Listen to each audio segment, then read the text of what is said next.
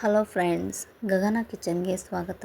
ಇವತ್ತು ತುಂಬಾ ರುಚಿಯಾಗಿರ್ತಕ್ಕಂಥ ಚುರುಮುರಿನ ಯಾವ ಥರ ಮಾಡೋದು ಅನ್ನೋದನ್ನು ಹೇಳ್ಕೊಡ್ತಾ ಇದ್ದೀನಿ. ಪ್ಲೀಸ್ ನಮ್ಮ ಚಾನಲ್ನ ಸಬ್ಸ್ಕ್ರೈಬ್ ಮಾಡಿ. ಮೊದಲನೇದಾಗಿ ನಾನು ಒಂದು ಮಿಕ್ಸಿ ಜಾರ್ಗೆ ಹಣ್ಗಾಯಿ ಅಂದರೆ ಕೆಂಪು ಮೆಣಸಿನ್ಕಾಯಿ ಅಥವಾ ನೀವು ಹಸಿಮೆಣಸಿಕಾದರೂ ತೊಗೋಬೋದು, ಮತ್ತು ಜೀರಿಗೆ, ಸ್ವಲ್ಪ ಧನಿಯಾ, ಅದಾದಮೇಲೆ ಅಲ್ಲ ಬೆಳ್ಳುಳ್ಳಿ ಪೇಸ್ಟು, ಕೊತ್ತಂಬರಿ ಪೇಸ್ಟ್ ಹಾಕ್ಕೊಳ್ಳಿ, ಇಲ್ಲಾಂದರೆ ಸ್ಕಿಪ್ ಮಾಡಿ. ಇದನ್ನು ನಾವು ತುಂಬ ನುಣ್ಣಗೆ ಅದನ್ನು ಪೇಸ್ಟ್ ಮಾಡ್ಕೋಬೇಕು.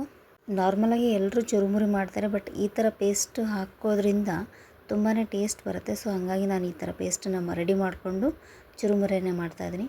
ಮೊದಲನೇದಾಗಿ ಅದಕ್ಕೆ ನಾವು ಸಣ್ಣಗೆ ಹೆಚ್ಚಿರ್ತಕ್ಕಂಥ ಸೌತೆಕಾಯಿ ಮತ್ತು ಕ್ಯಾರೆಟು, ಎಷ್ಟು ನಾವು ಕ್ಯಾರೆಟು ಸೌತೆಕಾಯಿ ಜಾಸ್ತಿ ಹಾಕ್ತೀವೋ ಅಷ್ಟು ಚುರುಮುರಿ ತುಂಬಾ ಟೇಸ್ಟಿ ಆಗುತ್ತೆ.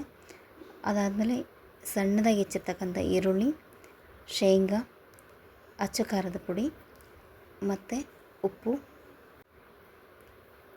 ಧನಿಯಾ ಪುಡಿ, ಗರಂ ಮಸಾಲ ಇವೆಲ್ಲ ಹಾಕಬೇಕು. ಇದು ಎಷ್ಟು ನಾವು ಜಾಸ್ತಿ ಮಸಾಲ ಹಾಕಿದ್ರೂ ಟೇಸ್ಟ್ ಕೆಟ್ಟೋಗುತ್ತೆ.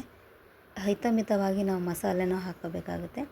ಇದೆಲ್ಲ ಹಾಕಿದ ಮೇಲೆ ಸ್ವಲ್ಪ ಎಣ್ಣೆ ಹಾಕಬೇಕು.